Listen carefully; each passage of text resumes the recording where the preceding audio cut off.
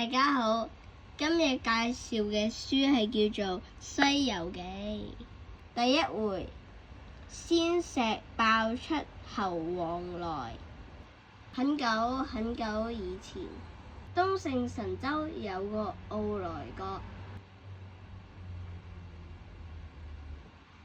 東南大海，海中有一座名山，叫做花果山。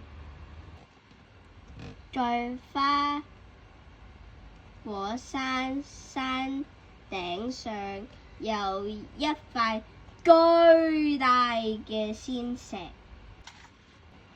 呢嚿仙石吸收咗日月精華，有時間一耐咗，突然間爆咗一隻馬騮出嚟。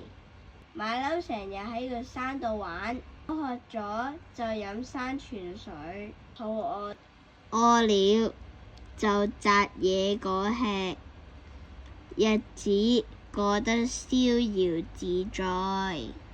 一天天氣炎熱，石猴與群猴在水中洗澡、沖涼同埋玩耍，見到有股瀑布喺山上面飛流直下，十分壯觀。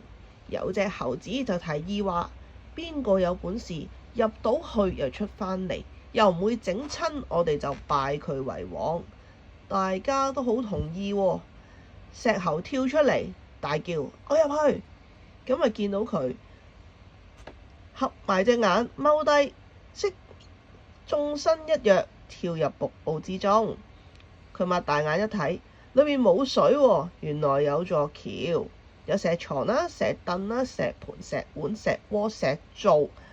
佢跳入橋，見到塊石碑，上面刻住10個大字：花果山福地，水簾洞洞天。石猴好開心，同啲馬騮講：入邊好大喎，可以擺1000人喎，我哋不如搬入去咯。邊叫做水簾洞喎。啲馬騮聽到啊，好開心喎，一個個跟住石猴走入去。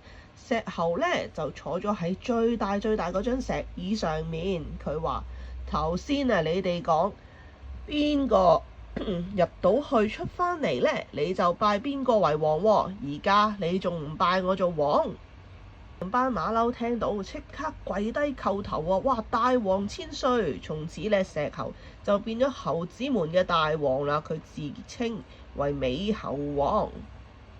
美猴王帶住班馬騮周圍玩，無憂無慮咁過咗幾百年。有一日，美猴王同班馬騮飲食嘅時候，突然間喺度喊喎！唉，我哋而家雖然覺得好爽啦，但係遲早啦就會年老體衰啊，好快可能會死噶啦。呢個時候呢，有一隻猿猴跳出嚟就提議佢尋求長生不老之術。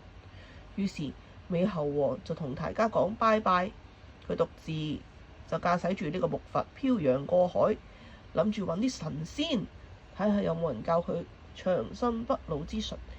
美猴王漂泊咗8、9年，終於揾到個斜月3星洞入邊嘅神仙菩提祖師。菩提祖師見佢萬里前來，又係個天地生靈嘅精靈，就收咗佢為徒弟啦，仲同佢改咗個名叫做孫悟空。祖師登壇講到，悟空聽得津津有味，開心到手舞足動。祖師問佢想學乜嘢法術啊？悟空呢樣又唔學，嗰樣又唔學，祖師真係好嬲。佢拎住戒尺喺悟空個頭上面敲咗3下就走咗。大家都埋怨悟空得罪咗師傅，但係悟空滿心歡喜。原來呢，佢心入邊已經明白師傅嘅用意啦。3更嘅時分，悟空走到祖師屋入邊。祖師爺見到佢呢，就鬧佢啊！哇！你一隻猢猻，你到底過嚟做乜嘢啊？悟空就話：我知道師傅日頭敲我3下係叫我3更時前嚟，秘密傳授我個真本領。祖師見到悟空咁聰明，佢識破咗自己用意，十分歡喜嘅教佢長生不老之術。後嚟仲教埋佢72變化同1個筋斗就可以翻108000里嘅筋斗雲。有一日，悟空喺師兄面前賣弄本領啊，變咗棵松樹，大家都拍爛手掌啊！師爺見到啊，原來佢超級嬲啊！佢話：悟空，你點可以喺人哋面前喺度 show off 㗎？你邊度嚟就翻邊度啦！仲有啊，你以後啊去到邊度都唔準話係我徒弟啊！悟空苦苦咁哀求大祖師爺堅決要佢走，佢只可以唉含住拋眼淚同祖師爺講拜拜，1個筋斗雲就飛咗返花果山啦。